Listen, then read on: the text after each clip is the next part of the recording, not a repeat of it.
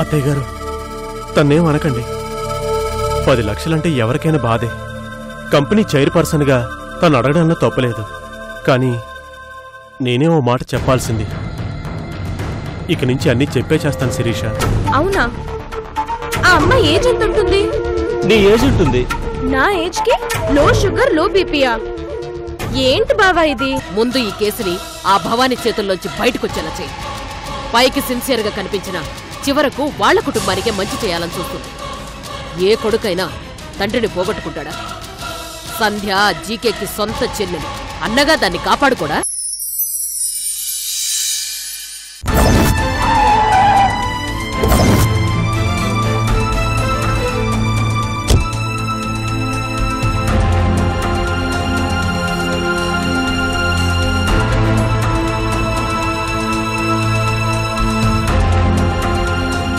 IG గారు, మీరా?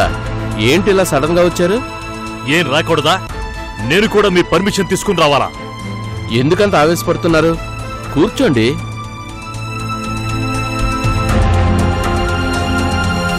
ఇప్పుడు చెప్పండి, ఏమిటి విషయం? ఎందుకంత ఆవేశపడుతున్నారు?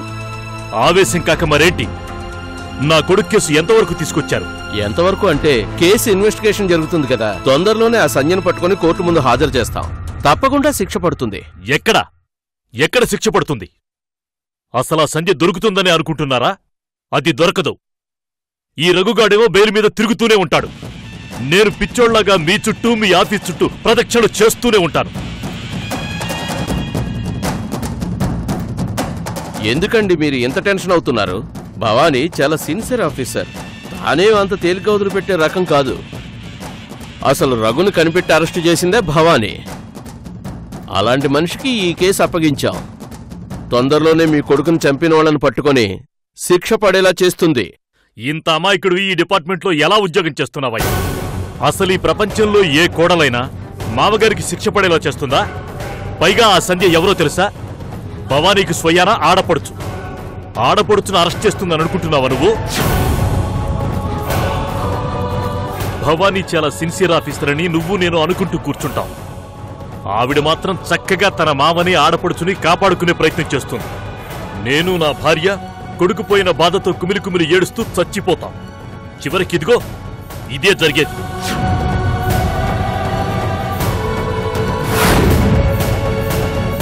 ఇప్పుడు నన్నేం చేయమంటారు? ఏం చేయమంటారని నన్ను అడుగుతున్నావా? ముందు ఆ భవానీని సిట్ ఇన్ఛార్జిగా తీసేసి ఓ మంచి పవర్ఫుల్ ఆఫీసర్ ఆ పోస్టుకు పంపించు. ఆ ఆఫీసర్ ఎలా ఉండాలో తెలుసా? నోరు తెరిస్తే మనుషులు వినలేనన్ని బూతులు తిట్టేలా ఉండాలి. మంచి మానవత్వం ఏమీ లేనివాడై ఉండాలి. అలాంటి వాణ్ణి తెచ్చి ఆ పోస్టులో వేసేవనుకో, రేపీ పాటి కేసు ఇట్టే తేలిపోతుంది. కేసు సగంలో ఉండగా ఎలా మార్చాలి సార్? సరే, నువ్వు మార్చొద్దు, కానీ నేను మారుస్తాను. భవానీని కాదు, నిన్ను. నీ దగ్గర బతిమలాడేది పోయి అసెంబ్లీలో అసలోడి దగ్గర బతిమలాడితే నువ్వే పోతావు. ఆ తరువాత వచ్చేవాడు నేను ఏది చెబితే అదే చేస్తాడు. మీరు టెన్షన్ అవ్వకండి, మీరు చెప్పినట్లే చేస్తాను. కూల్ అవ్వండి.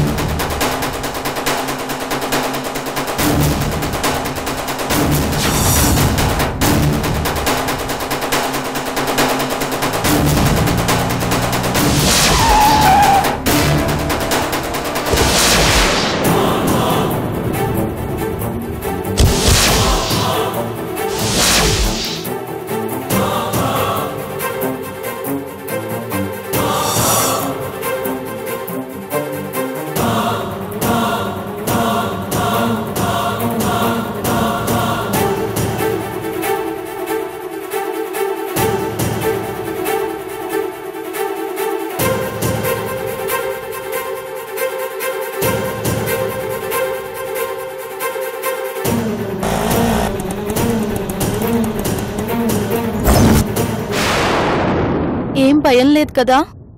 నువ్వు అస్సలు టెన్షన్ కాకు. అరగంట అంతే, అంతా అయిపోతుంది. అది అరగంటే ఇంత దూరం తీసుకొచ్చింది.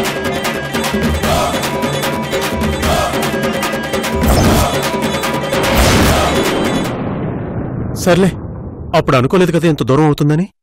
ఈసారి జాగ్రత్త పడదాం.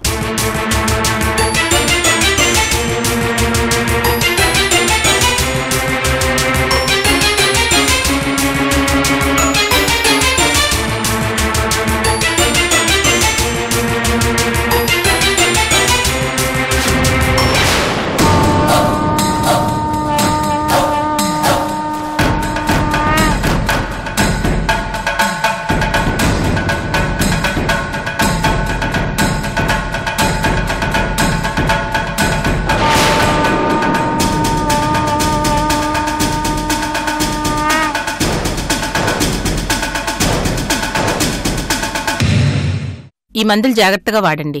అలాగే డాక్టర్.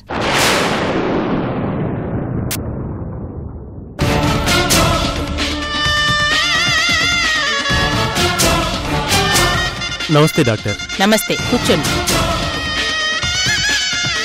నర్స్, నువ్వు వెళ్ళు, నేను మళ్ళీ పిలుస్తాను. అలాగే మేడం.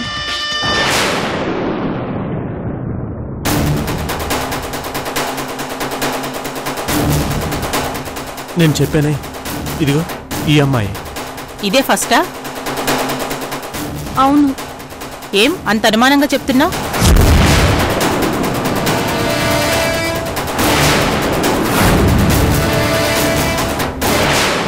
$10,000 కట్టండి.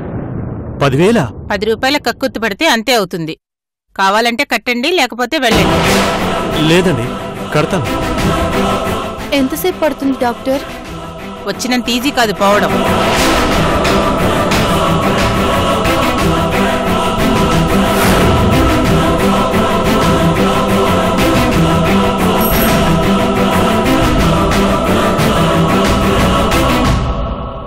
ఈ అమ్మాయిని లేబర్ రూమ్కి తీసుకెళ్ళు. అలాగే డాక్టర్, పదం.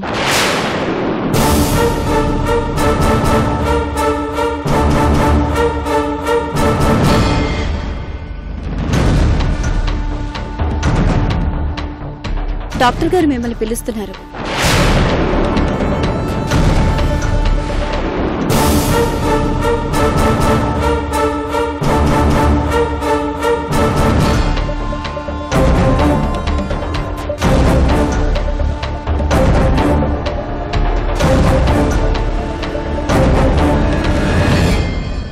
పడుకోండి.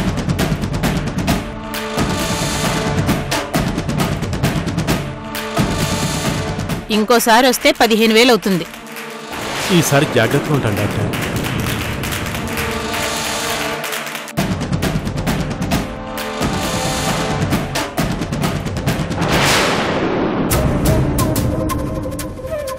నమస్తే డాక్టర్. నమస్తే, కూర్చోండి.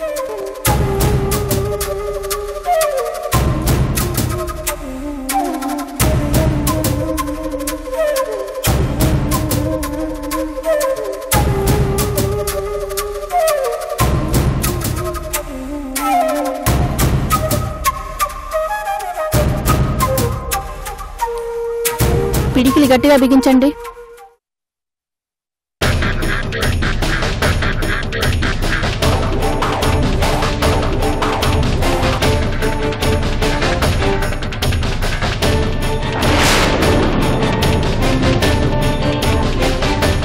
రెస్ట్ తీసుకోండి. ఓకే.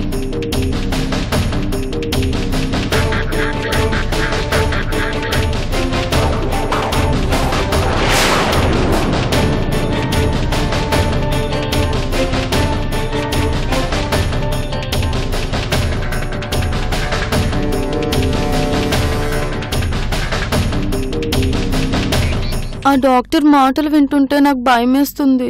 ఇలాంటి కేసుల్లో వాళ్ళు అలాగే ఉంటారు, అలాగే మాట్లాడతారు. మనలాంటి వాళ్ళంటే వాళ్ళకు చాలా చీప్ లుక్. ఈ పాడులోకం ఎమోషన్స్ని అర్థం చేసుకోదు.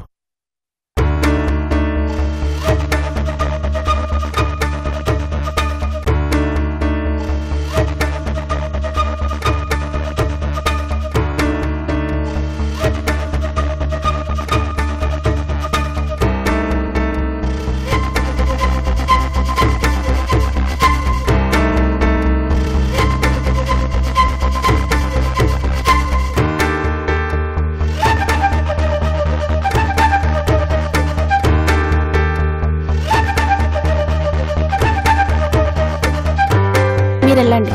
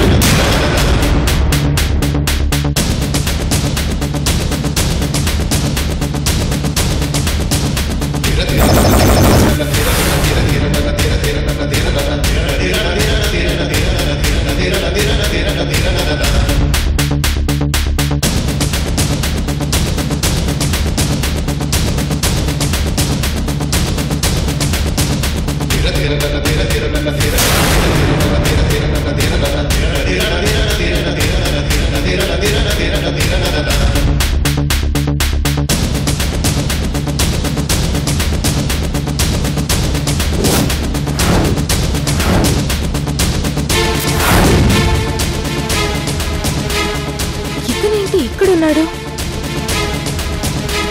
Excuse me. ఎస్, వీళ్ళు ఎందుకు వచ్చారండి? వీళ్ళ? అవును, వీళ్ళే. అదో పెద్ద కథలే మేడం. ఏంటి చెప్పు, పర్లేదు. ఈ అమ్మాయికి అబార్షన్ చేయించడానికి తీసుకొచ్చాడు.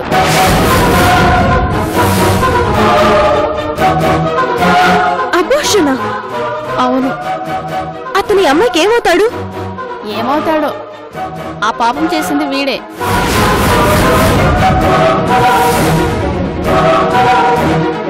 తీయించేస్తుంది కూడా వీడే.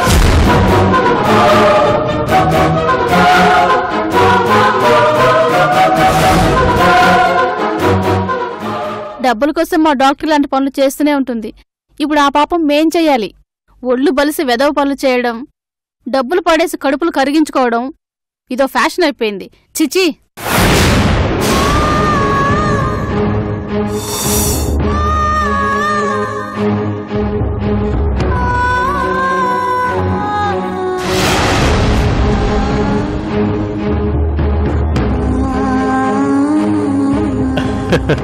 మాక్సిమం 1 గంట ఉంచుకుని పంపించేస్తారు.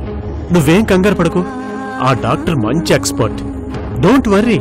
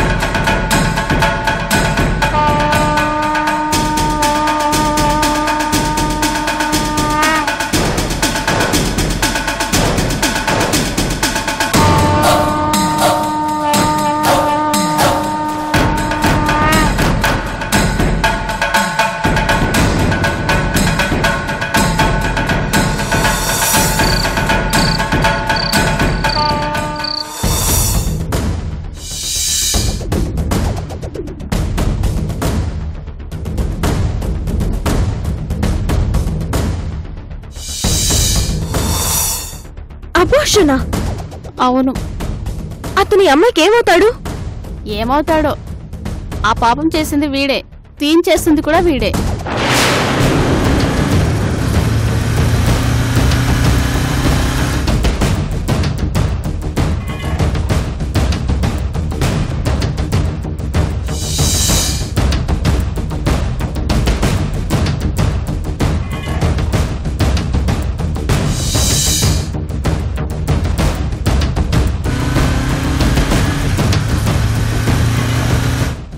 ఆ మేఘశ్యామ్ ఇంత దుర్మార్గుడా?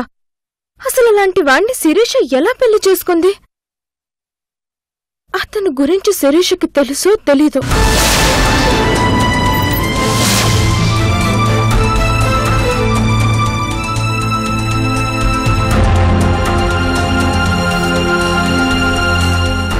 అమ్మా, అమ్మేది మహా.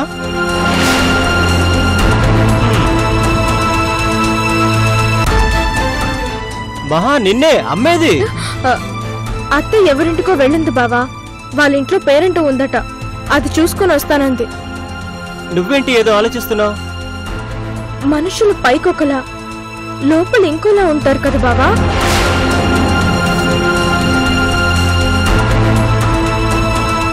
ఎవరి గురించి నువ్వు మాట్లాడేది? ఇంకెవరు? ఆ శిరీష భర్త ఉన్నాడు కదా మేఘశ్యామ్, అతని గురించి. అతనా? అతని గురించి నీకేం తెలుసు? చాలా తెలుసుకున్నాను బావా. ఈరోజు హాస్పిటల్కి చెకప్కి వెళ్ళాను. అక్కడికి ఆ శ్యాము అమ్మాయిని తీసుకుని వచ్చాడు. ఎందుకో తెలుసా? ఎందుకు? అబార్షన్ చేయించడానికి.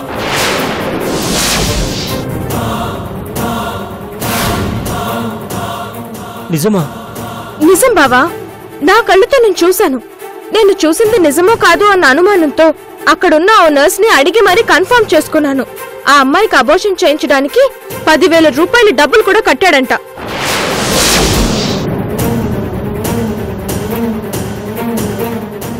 ఆ మాట వినగానే నాకు మతిపోయిందంటే నమ్ము.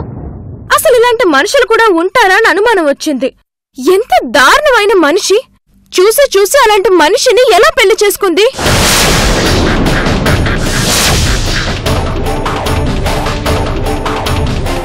ఇప్పటికీ నేను నమ్మలేకపోతున్నాను బావా. ఆ శ్యామ్ అంత దుర్మార్గుడా? అతను మంచి మనిషి కాదని నాకు తెలుసు మహా.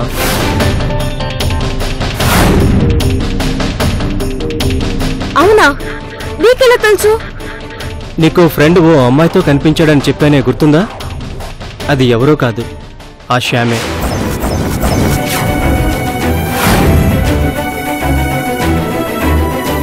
నిజంగానా? అవును. ఆ రోజు నువ్వు నేను కలిసి హాస్పిటల్ నుంచి వస్తుంటే అనుకోకుండా ఓ అమ్మాయితో కలిసి అతన్ని చూశాను. అది కన్ఫర్మ్ చేసుకుందామని వెళ్ళాను. ఆ అమ్మాయికి బీపీ అని, షుగర్ అని ఏదో కథలు చెప్తున్నాడు. అమ్మో, అతను మామూలు మనిషి కాదు, గుంటలు తీసిన బంటులా ఉన్నాడు. ఎంత దుర్మార్గుడో చూడు. అలాంటి మనిషిని వదిలిపెట్టకూడదు బావా.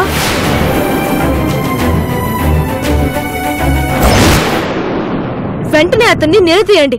శిరీషకు అన్యాయం జరుగుతుంటే మనం చూస్తూ ఊరుకోకూడదు. అతనంతా చూడాలి.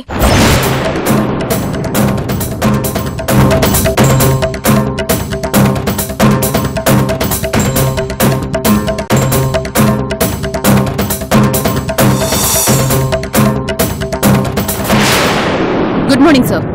Good morning. చక్రవర్తి కేసు ఎంతవరకు వచ్చింది భవానీ? సంధ్య కోసం వెతుకుతున్నాం సార్. త్వరలోనే పట్టుకుంటాం. సంధ్య రఘు కూతురు అనుకుంటాను. అవును సార్. అంటే నీకు ఆడపడుచు అవుతుంది కదా? Yes sir. నిందితుడు రఘు నీకు మామగారు, ఆ సంధ్య నీకు ఆడపడుచు, నీకు అసిస్టెంట్ నీ భర్త. ఇక ఈ కేసు ఎలా తేలుతుంది భవానీ?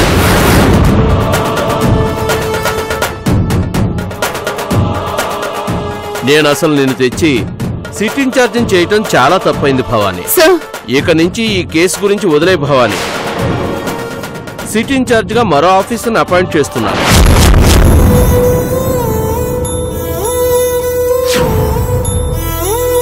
సార్, అంటే మీరు నా సిన్సియారిటీని అనుమానిస్తున్నారా? రఘుని మా మామగారు అనుకుంటే అసలు నేను అరెస్ట్ చేసేదాన్ని కాదు కదా సార్. ఆయన్ని అనుమానించింది నేను, అరెస్ట్ చేసింది నేను. ఇప్పుడు తప్పించాలని చూస్తుంది కూడా నువ్వే భవానీ.